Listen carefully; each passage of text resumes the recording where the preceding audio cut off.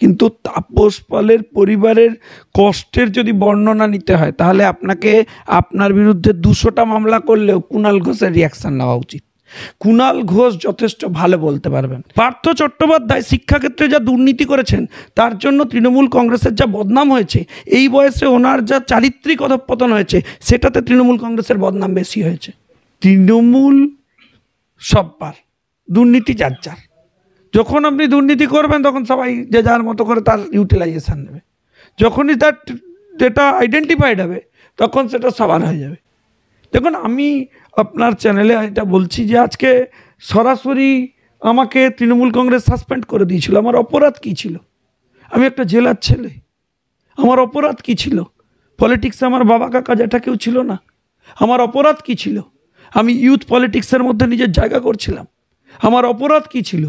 যে পশ্চিমবাংলায় সিপিএমের বিরুদ্ধে লড়াইয়ে আমি সমস্ত যুব সমাজ আর ছাত্র সমাজকে একচ্ছত্র জায়গায় আনতে পেরেছিলাম। আমার অপরাধ কী ছিল? আমি 2টো কলেজ থেকে 583টা কলেজ করেছিলাম। আমার অপরাধ কী ছিল? যে আমি পার্থ চট্টোপাধ্যায়ের এই দুর্নীতির বিরুদ্ধে দলের মধ্যে মুখ খুলেছিলাম। আমার অপরাধ কী ছিল? যে শিক্ষাক্ষেত্রের এই সমস্ত অনিয়ম বেনিয়ম আমি আটকানোর জন্য চেষ্টা করছিলাম। তাই organised force Partha Chatterjee press conference করে আমায় সাসপেন্ড করে দিয়েছিলেন। আমার অপরাধ কী ছিল? যে আমি সিবিআইয়ের সামনে গিয়ে 11 ঘন্টা ইন্টারোগেশন ফেস করেছিলাম। আমার অপরাধ কী ছিল? আমার নেই কোনো ভয়। আমি দেহাতি জেলার ছেলে, আমি 11 ঘন্টা ইডি ফেস করেছি। আমাকে 400 বার ডাকলে আমি বলেছিলাম আমি যাব। আমি পালিয়ে বেড়ানোর আমার ক্ষমতা নেই, আমি করতেও চাই না, আমার লুকোনোর কিছু ছিল না। কিন্তু আমার বিরুদ্ধে ষড়যন্ত্র হয়েছিল। আপনি ভাবুন, আমি একটা ছাত্র পরিষদ করতাম, আমার বিরুদ্ধে হচ্ছে নারদার মতো স্ট্রিং অপারেশনে যে সমস্ত সিনিয়র নেতাদেরকে টার্গেট করা হয়েছিল তৃণমূল কংগ্রেসে, তার মধ্যে আমাকেও রাখা হয়েছিল। What it means? অনেকে পয়সা নিয়েছেন কিন্তু আমি নিইনি। আমার যদি টাকা নেওয়ার ইচ্ছা থাকতো আমি নিতে পারতাম। শুনুন, আমার আরে শুনুন শুনুন শুনুন শুনুন নারদার এফআইআরে আমার নাম নেই। নারদাতে কি দেখিয়েছে? বলেছে আমি স্টেক নিতে চাই। আমার সাথে একজন কথা বলতে এসেছিল, আমি বলেছি চ্যানেল করুন। আমি পাগলের মতো চ্যানেল চাইছিলাম, কারণ সমস্ত চ্যানেল তখন তৃণমূলের বিরোধিতা করছিল। আমি বলেছিলাম যদি চ্যানেল করেন তাহলে আমাদের স্টেক দেবেন, কারণ আমি খেটে চ্যানেলটা করব, আর সেই চ্যানেলটা হয়ে যাওয়ার পর আমাকে লাত মেরে বের করে দেবেন। আমি অভিজ্ঞতার সাক্ষী। 29 লাখ টাকা, 20 লাখ টাকা, 29 লাখ 30 লাখে তৈরি একটা চ্যানেল 7 কোটি 10 কোটিতে কেউ কেউ বেচেছেন। আমরা জেলার ছেলে, আমাদের লাত মেরে বের করে দিয়েছেন। আমি নিজে ফেস করেছি। যারা জেলায় সেকেন্ড লেভেলে থার্ড লেভেলে সাংবাদিকতা করে তারা জানে সাংবাদিকতা কত কষ্টের।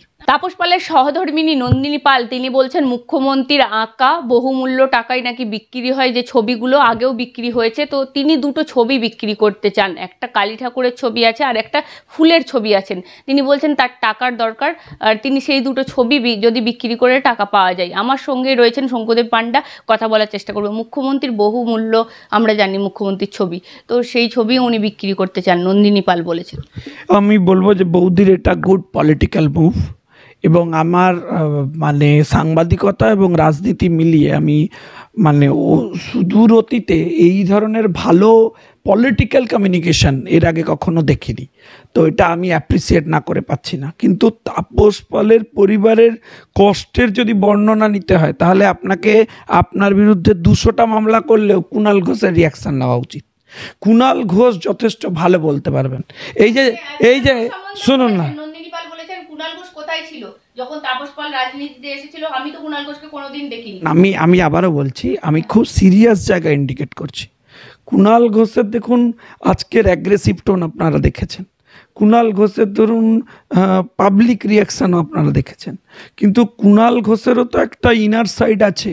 কুণাল ঘোষও তো এফেক্টেড হয়েছিলেন। এখন কুণাল ঘোষ লড়াই করে আজকে মুখপাত্র হয়েছেন, কষ্ট করে সেটা টিকিয়ে রেখেছেন, কিন্তু কুণাল ঘোষকে যেটা ফেস করতে হয়েছে সেটা কুণাল ঘোষের লেখা বই পড়ুন। কুণাল ঘোষ যেগুলো মুছতে পারবেন না, কুণাল ঘোষ নিজের জীবন থেকে সেটা সরিয়ে দিতে পারবেন না। ফলে তৃণমূল কংগ্রেসের এই সেক্টরটা ইন্ডিকেট করার চেষ্টা করেছেন নন্দিতাদি, এবং সেটা this is a internal inner politics. And সেই পলিটিক্সে যদি তাপস পাল এফেক্টেড হয়ে থাকেন, যদি সত্যি তাদের পরিবার তখন সাপোর্ট না পেয়ে থাকে, তাহলে আমি বলবো যে এটা জাস্টিফাইড ডিমান্ড। যে কোনো এক সেকেন্ড যে কোনো রাজনৈতিক দলের আজকে যদি ভারতীয় জনতা পার্টির কোনো কর্মী এফেক্টেড হয়, তার বিরুদ্ধে মিথ্যা মামলা হয়, আমার যদি সে রাজনৈতিক সহকর্মী হয়, আমি তার পাশে থাকবো না? আমি তার পাশে লড়াইয়ের 4 হাত ছেড়ে দেবো? বহিষ্কারটা কেন আমার প্রশ্ন। কারণ এই সমস্ত বিষয়ে প্রশ্ন তুলেছি। তাই আমার বাবা কাকা যেটা কেউ আমাকে সমর্থন করতে পারেনি, আমার কেউ বড় পলিটিশিয়ান নেই, আমার মাথায় হাত নেই, তাই আমায় ফেস করতে হয়েছে। আপনার চ্যানেলে বলছি, শুনে রাখুন, আমাকে কায়দা করে জেলে পোড়ার চক্রান্ত হয়েছিল, আমাকে মেরে ফেলবার চক্রান্ত হয়েছিল। আমি ফেস করেছি, আমি লড়াই করেছি। পলিটিক্স এটা পার্ট, সেই পার্টকে আমি মুখ দেখিয়ে পালিয়ে যাইনি। ইডি এবং সিবিআই ফেস করবার পর আমি 3 বছর চুপ করে বসেছিলাম। আমার যদি অন্যায় থাকতো, আমাকে তদন্ত করবার পর 11খানা চার্জশিট জমা হয়েছে দুটো ক্ষেত্রেই। তাহলে আমার বক্তব্য হচ্ছে, সেই 11খানা চার্জশিট এখানে আমার নাম আসেনি। আমি তো বিজেপি জয়েন করিনি সেদিন, আমি তো বিজেপিতে আসিনি, আমি তো ওয়েট করে বসেছিলাম। আমাকে কেন বহিষ্কার করে দেওয়া হয়েছিল? স্পেসিফিক্যালি একটাই কারণে করা হয়েছিল, কারণ এই সমস্ত দুর্নীতি নিয়ে আমি মুখ খুলেছিলাম। আমাকে লোকে বলে যে আমি অনলাইনের বিরুদ্ধে কথা বলেছিলাম, কলেজে কলেজে অনলাইনের বিরুদ্ধে। ভাই, অনলাইন করে কি শিক্ষা ব্যবস্থা আজকে করছে সবাই লোকে দেখতে পাচ্ছে। আমি বলেছিলাম যে অনলাইনের নাম করে উইদাউট টেন্ডার ম্যাটার ডিরেক্টলি সরকারি একটা অর্গানাইজেশনকে দিয়ে বকলমে ব্যবসা করার চক্রান্ত হয়েছিল, কেউ কেউ করেছিলেন। আমি সেটা নিয়ে মুখ খুলেছিলাম।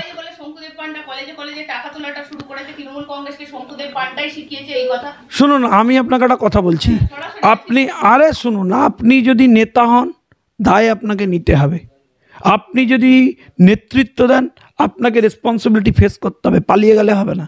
আমি ছাত্র পরিষদের প্রেসিডেন্ট, সারা বাংলায় সমস্ত কলেজ আমার। একটা কলেজেও যদি অন্যায় হয়, তার রেসপন্সিবিলিটি আমার। Are being a team leader, আমি 100% নীলকণ্ঠ হয়ে বিষ পান করতে রাজি আছি, এটা সংগঠনের নিয়ম। কিন্তু আমার সাংগঠনিক ছেলেটাকে ছেঁটে দেওয়া কখনো রাজনৈতিকের সলিউশন হতে পারে না। দায়ে ঝেড়ে দেওয়াটা রাজনৈতিক সলিউশন নয়, তাকে রেকটিফাই করে পলিটিক্সে নিয়ে আসাটা হচ্ছে রাজনৈতিক সলিউশন। সেই ক্ষমতা যদি না থাকে, সেই বাফার যদি কেউ না হয়, বিপরীত পরিস্থিতিতে কোনো লিডার যদি দাঁড়িয়ে থাকতে না পারে, তাহলে সে পলিটিক্যাল নেতা হতে পারে। আমি নাম করে বলছি, পার্থ চট্টোপাধ্যায় ছিল, আমি নাম করে করে বলছি। অর্গানাইজড অ্যাপ্রোচ ছিল। আমি শিক্ষাক্ষেত্রে তৃণমূল কংগ্রেসের সব থেকে বড় অর্গানাইজেশন লিড করতাম, তৃণমূল ছাত্র পরিষদ।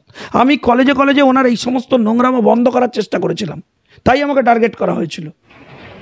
উত্তর দিতে হবে, ফেস করতে হবে ভাই, 1 ইঞ্চি জমি ছাড়া নেই। পলিটিক্সের লড়াই প্রতিদিন উত্তর দেওয়ার জায়গা আছে। তৃণমূল কংগ্রেসের অন্তর্দ্বন্দ্বের এবং চক্রান্তের শিকার আমি শুধু না, শুভেন্দু দাও। এই যে Narada operation, what is this? এটা হচ্ছে শুভেন্দু দাদের মতো লোককে কন্ট্রোলে রাখার জন্য একটা ছক। টাকা অফার করে ইলেকশনের আগে কারুর কাছে গিয়ে বলছে টাকা নেবেন।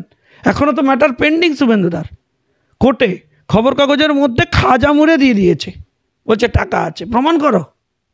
ফেস করবে তো আমরা কি পালিয়ে যাওয়ার ছেলে? আমরা কাঁথিতে আমাদের বাড়ি। এখানে যিনি রাজনৈতিক লড়াই আমাদের শিখিয়েছেন, তার নাম বীরেন্দ্রনাথ শাসমল, মুকুটহীন সম্রাট। মরে যাওয়ার পর চিতার উপরে দাঁড় করিয়ে পোড়ানো হয়েছিল। আমাদের মাথা কাটবে, কিন্তু মাথা ঝুঁকবে না। কেউ যদি ভেবে থাকেন এটা করাবেন, মরবার আগের পর্যন্ত দেখে নেবেন, মাথা ঝুঁকবে না। সেটেলমেন্ট আমাদের দ্বারা নেই, আমরা লড়ে নেব যুদ্ধ। আজকে নন্দিতাদি যেগুলো বলছেন, নন্দিতাদি পলিটিক্যাল লোক নন, তাপসদা পলিটিক্যাল লোক ছিলেন না। আমি তাই জানি তো, আমি তো জানি কি হয়, তাই আমরা ফেস করছি বলে আমরা লড়ছি। তাপসদাকে প্রতিদিন মুঠো মুঠো ওষুধ খেতে হতো এর জন্য। তাপসদা একা নিজাম প্যালেসে দিনের পর দিন বসে থাকতেন। আপনাকে এগুলো বুঝতে হবে ভাই, পলিটিক্সে আপনাকে ফিল করতে হবে কষ্টের জায়গা, আপনাকে বুঝতে হবে লড়াইয়ের জায়গা। এর উত্তর আপনি কুণাল ঘোষকে গিয়ে জিজ্ঞেস করুন, উনি ওনার জীবন দিয়ে উপলব্ধি করেছেন, উনি বলবেন ওনাকে কি ফেস করতে হয়েছে। যদি সৎ সাহস থাকে কুণালদা বলবেন।